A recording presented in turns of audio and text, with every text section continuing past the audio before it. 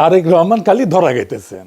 তারেক রহমান যদি নিজে নিজে বুঝে কথা বলে তাহলে নিজের বেকুবিতে ধরা গেতেছেন, আর যদি উনি কারো বুদ্ধিশূন্য কথা বলেন তাহলে উনারা গাড্ডায় ফেলতেছে তার আশেপাশের লোকেরা।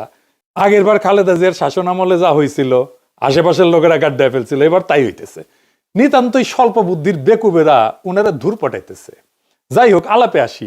আগে একটা ভিডিও দেখে আলাপ আসি, ওই ভিডিও নিয়েই আলাপ। আসেন দেখেন। বর্জ্য ব্যবস্থাপনা নিয়ে বিএনপি কোনো প্ল্যান আছে কিনা এই বিষয়ে আমি জানতে চাচ্ছি। ঢাকায় কম বেশি প্রতিদিন 7,000 টন আবর্জনা জমা হয়, 7,000 টন। এর মধ্যে আমরা বিদেশি কিছু কোম্পানির সাথে কথা বলেছি, প্রাইমারি আলোচনা করেছি আমরা। তারা মোটামুটি ভাবে এক্সপার্ট, সেটা হচ্ছে যে ময়লা থেকে তারা বিদ্যুৎ তৈরি করে। আমরা তাদেরকে দিয়ে বলানোর চেষ্টা করছি, তাদের সাথে কথা বলছি আমরা প্রাইমারি লেভেলে, আমরা আমাদের লেভেলে কথা বলেছি তাদের সাথে যে তোমরা ময়লা থেকে বিদ্যুৎটা কিভাবে করবে এবং তোমরা ময়লাটা নিজেটা কালেকশন করবে কিনা, অথবা কিভাবে কালেকশন করে নিয়ে এসে ময়লাটা। অর্থাৎ এই জন্য বললাম যে এখন যে ভাবে বিদ্যুৎটা উৎপাদিত হচ্ছে, আপনাকে আইদার ন্যাচারাল রিসোর্স গ্যাস ব্যবহার করতে হচ্ছে, গ্যাসটা এখানে আপনার ব্যবহার হয়ে যাচ্ছে, অথবা আপনাকে কোল ইম্পোর্ট করতে হচ্ছে, অথবা ফার্নেস অয়েল ইম্পোর্ট করতে হচ্ছে। তো যেই দুটো আপনাকে ইম্পোর্ট করতে হচ্ছে, গ্যাস হয়তো আমাদের নিজেদের এখনো আছে গ্যাস, সেটা আমরা ব্যবহার করছি, কিন্তু কোল বা ফার্নেস অয়েল এটা তো ডলার দিয়ে ইম্পোর্ট করছে। কিন্তু আমরা যদি ময়লা থেকে আমাদের যে আবর্জনা সারা দেশে, এটাকে যদি একটা সিস্টেমের পরিকল্পনার মধ্যে নিয়ে আসি এবং এটার থেকে যদি আমরা বিদ্যুৎটা উৎপাদন করতে পারি, তাহলে এটার বিদ্যুৎ উৎপাদনের র মেটেরিয়ালটা কি হচ্ছে? ময়লা, আবর্জনা। এবং এই আবর্জনাটা যেই কোম্পানিগুলা কিনে নিবে তারা তো টাকা দিয়ে কিনছে, ডলার দিয়ে কিনছে না। সো দ্যাট আমরা ওইখানে কিছু হলে আমাদের ডলার আমরা সেভ করতে, বৈদেশিক মুদ্রা আমরা সেভ করতে পারি। আমরা এইভাবে বিষয়টি পরিকল্পনা করছি। দেখেছেন, একজন তরুণ প্রশ্ন করিচ্ছে বর্জ্য ব্যবস্থাপনায় বিএনপির পরিকল্পনা কি? আচ্ছা আচ্ছা, বলেন তো, এটা একটা তরুণের জন্য স্বাভাবিক প্রশ্ন। আর যেই মানুষটা দেশের প্রাইম মিনিস্টার হওয়ার রেসে আছে, তারে করার মতো প্রশ্ন এটা। একজন তরুণ জিজ্ঞেস করবে তার জীবনের সংকট, সম্ভাবনা, স্বপ্ন নিয়ে। তরুণদের নেতৃত্ব নিয়ে আসার কি পরিকল্পনা আছে? ওদের চাকরি, ক্যারিয়ার কি হবে? বিদেশে এক্সচেঞ্জ প্রোগ্রামে যাইতে পারবে কিনা লেখাপড়ার জন্য, স্কলারশিপ পাবে কিনা, তরুণ উদ্যোক্তাদের নিয়ে কি পরিকল্পনা, আমাদের ট্রেনিং দিবেন কিনা। আর ওই বয়সে তো সে প্রেম করবে, গান গাইবে, ঘুরবে, বেড়াবে, সাঁতরায় পদ্মা পার হবে, সারা রাত আড্ডা দেবে, বৃষ্টির মধ্যে প্রেমিকার হাত ধরে ঘুরবে, ব্যাঞ্জো জাম্পিং করবে, দুনিয়া উল্টে দেওয়ার স্বপ্ন দেখবে। তা না বর্জ্য ব্যবস্থাপনা।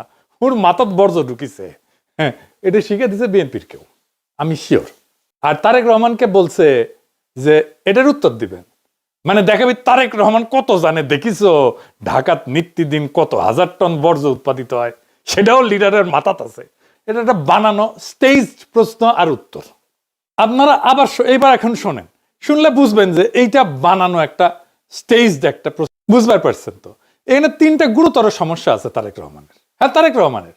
আমার ক্ষুদ্র ভ্রাতার ভগ্নীরা কবে, দাদা আপনি তো তারেক রহমানের সবকিছুই ধরিচ্ছেন, না ধরে উপায় কি?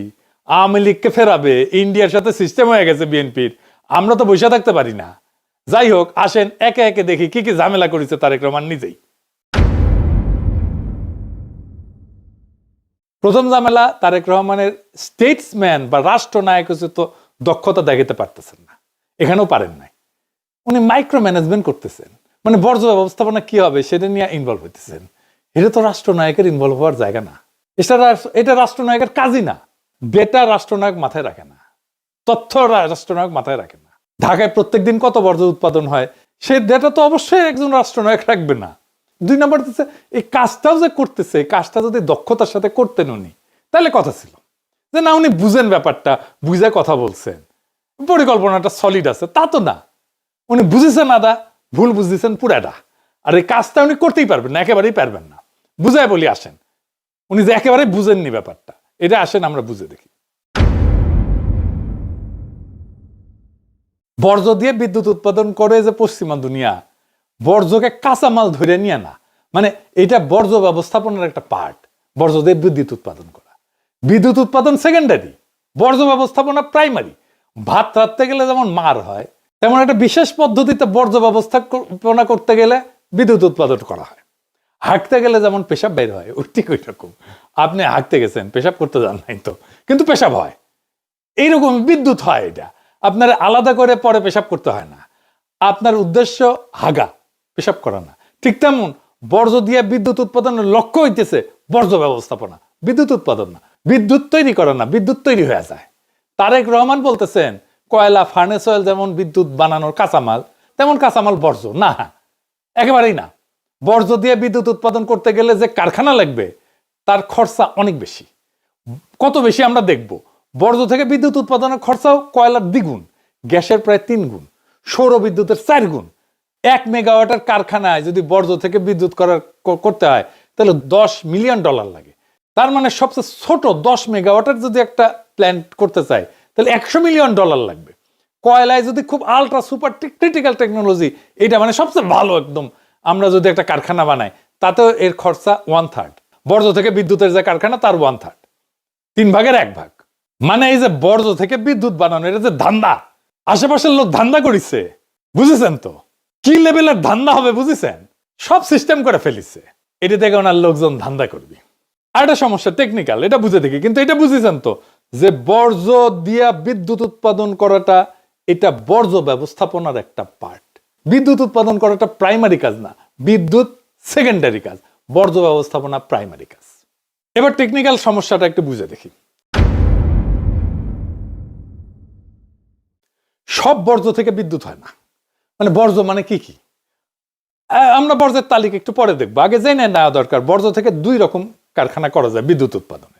2 ধরনের বর্জ্য থেকে, যেগুলো পোড়ানো যায়, যেমন কাগজ, কার্ডবোর্ড ইত্যাদি।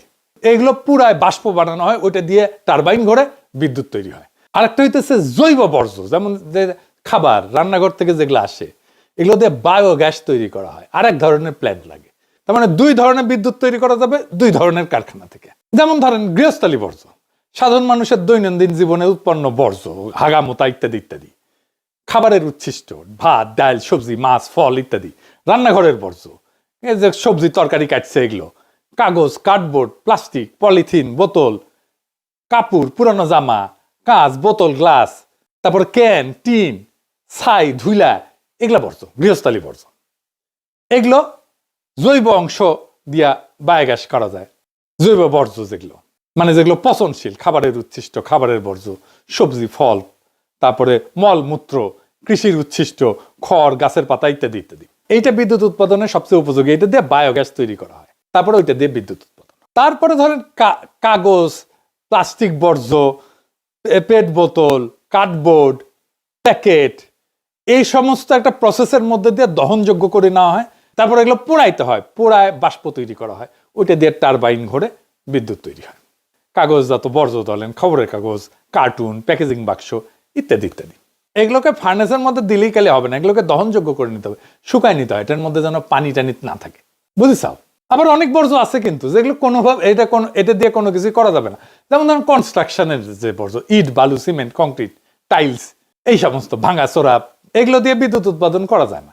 শিল্পের বর্জ্য আছে, ইন্ডাস্ট্রিয়াল ওয়েস্ট, কারখানা থেকে উৎপন্ন রাসায়নিক বর্জ্য, যেগুলো নদীর ফেলে আর কি, দেখেছেন না, তেল, গ্রিজ, ধাতব স্ক্র্যাপ, এই সমস্ত, এগুলো বর্জ্য দিয়ে তো বিদ্যুৎ উৎপাদন করা যাবে না। তারপরে ধরেন একটা ইম্পর্টেন্ট বর্জ্য আছে যেটা পচনশীল, কিন্তু এটা আপনি কিছুই করতে পারবেন না, এটা হচ্ছে চিকিৎসা বর্জ্য, ক্লিনিক্যাল ওয়েস্ট। এটা সবচেয়ে ঝুঁকিপূর্ণ। ব্যবহৃত সিরিঞ্জ আছে, রক্ত মাখা ব্যান্ডেজ, প্যাথোলজির বর্জ্য, রক্ত, মলমূত্র, কপ, ডায়াগনস্টিক সেন্টার থেকে যে সমস্ত জিনিস বাড়ায়, এক্সরে ফিল্ম, এগুলোর প্যাকেট ইত্যাদি, মেয়াদ উত্তীর্ণ ওষুধ, এগুলো তো কিছুই করা যাবে না, এগুলো একদম পুড়ায় ফেলতে হয় আলাদা করে। ইলেকট্রনিক বর্জ্য আছে, যেমন ধরেন আপনার মোবাইল ফোন নষ্ট হয়ে গেছে, কম্পিউটার, টিভি, ব্যাটারি, এগুলো বর্জ্য দিয়ে তো বিদ্যুৎ উৎপাদন করা যায় না। তো আমাদের গৃহস্থালী বর্জ্য দিয়েও যদি আমরা বিদ্যুৎ উৎপাদন করতে যাই তাহলে তো আমাদের সেগ্রিগ আলাদা করতে হবে। তারপরে যাবে কাঁচামাল হিসাবে, মানে জৈব বর্জ্যগুলো একদিকে যাবে, কাগজগুলো আরেক দিকে যাবে, কাঁচ আরেক দিকে যাবে, আমরা তো সবগুলো একসাথে করে ফেলি, তাই না? তো এই সেগ্রিগেশন হয় কোথায়? উৎসে, যেখানে তৈরি হয়, মানে ঘরের মধ্যে, বাসার মধ্যে। আমাদের বাসা তো ইউরোপে আপনি চাইলে এই সবকিছু একটার মধ্যে ভরে নিয়ে ডাস্টবিনে ফেলে দিতে পারবেন না, আলাদা 3 ধরনের ডাস্টবিন আছে। আপনার এখানে 3 ধরনের বর্জ্য 3 ধরনের ডাস্টবিনে আপনি ঘরের মধ্যেই ফেলবেন, আলাদা করবেন, তারপরে যে 3 ধরনের ডাস্টবিনে ফেলবেন। এইটা হচ্ছে সেগ্রিগেশন।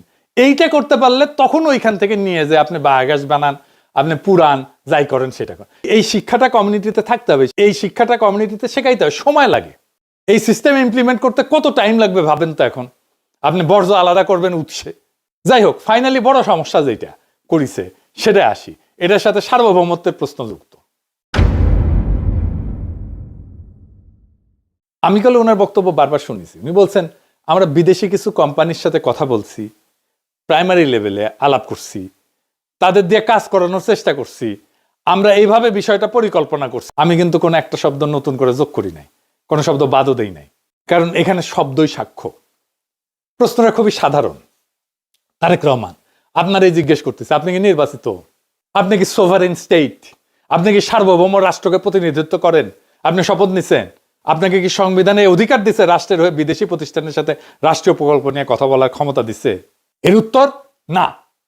তাহলে প্রশ্ন, কোন পরিচয়ে আপনি আলাপটা করলেন, আর কোন বৈধতায় সেটা জনসভায় ঘোষণা করলেন? এটা তো কোনো ব্যবসায়িক আলাপ না। বিদেশি প্রতিষ্ঠানের সাথে রাষ্ট্রীয় প্রকল্প নিয়ে কথা বলা মানে ডিপ্লোমেসি, কূটনীতি। ডিপ্লোমেসি কার কাজ? রাষ্ট্রের। ডিপ্লোমেসি করে নির্বাচিত সরকার সাংবিধানিকভাবে দায়িত্বপ্রাপ্ত হইয়া। আপনি ক্ষমতা প্রার্থী, ক্ষমতার অ্যাসপিরেন্ট, এরা এই ডিপ্লোমেসি করে না। কারণ বিদেশি প্রতিষ্ঠান তো এই কথাবার্তা শুনবে কিভাবে? শুনে মনে করবে যে এই ব্যক্তি রাষ্ট্রের হয়ে কথা বলতেছে। এটা বিপদ। এখানে আর দল নাই, ব্যক্তি নাই, এখানে শুরু হয় ইমপারসোনেশন, মানে রাষ্ট্র সেজে অভিনয় করা। আপনি রাষ্ট্র সেজে অভিনয় করছেন বিদেশি প্রতিষ্ঠানের সাথে। আপনি যদি বলতেন আমি ভাবতেছি বা আমি করতে চাই, এটা আমার ভীষণ, তা কিন্তু বলেন না। উনি বলছেন কথা বলছি, আলোচনা করছি, পরিকল্পনা করছি। উনি আলোচনা করে ফেলছেন অলরেডি, তাদের দিয়ে করানোর চেষ্টা করছি, এই কথা বলছে।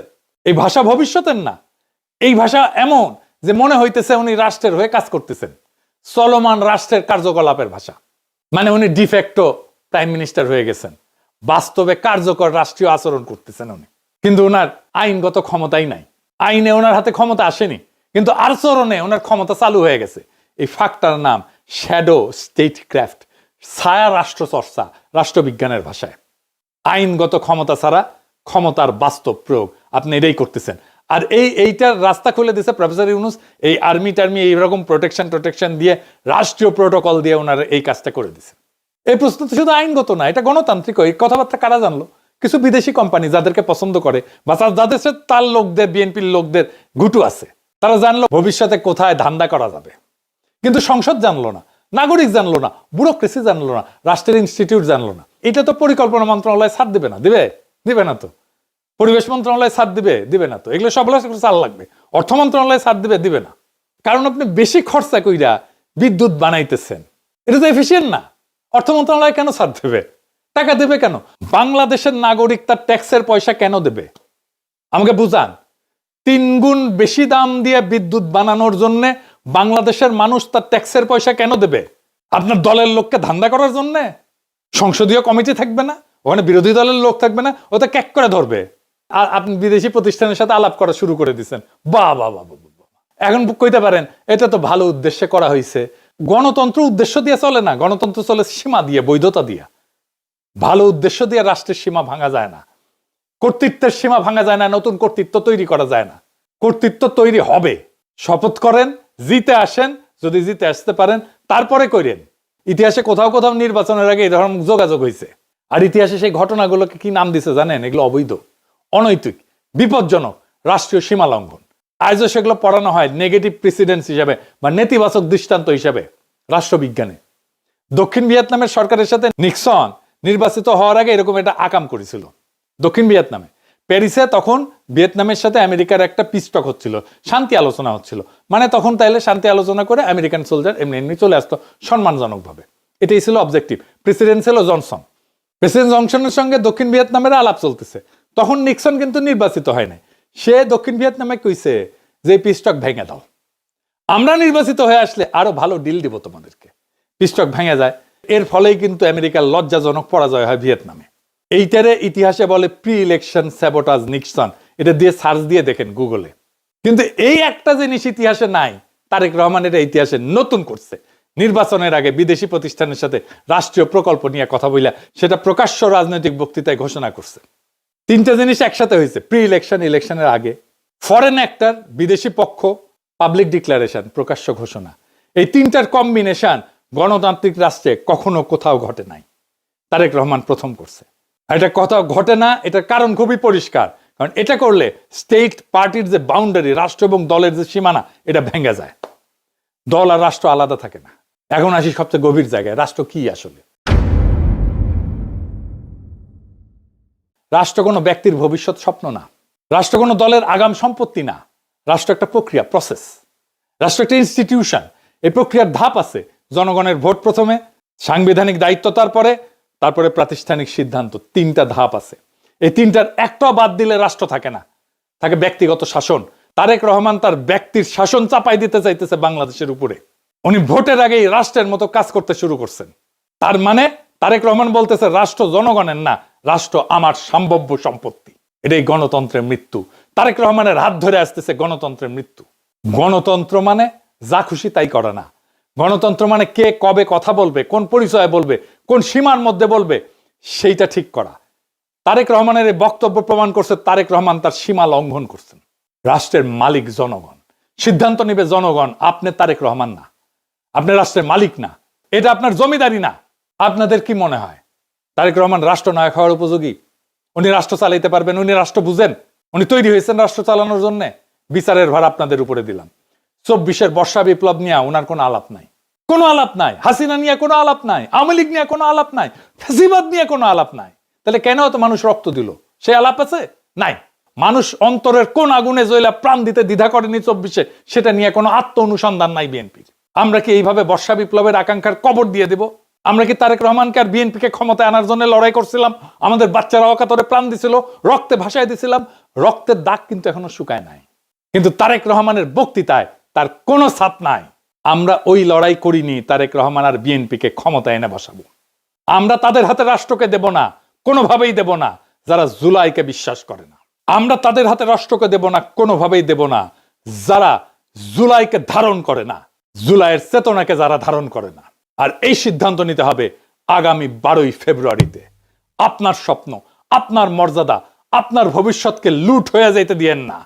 খোদা তাআলা আমাদের এই নিয়তকে যেন কবুল করেন। ইনকিলাব জিন্দাবাদ।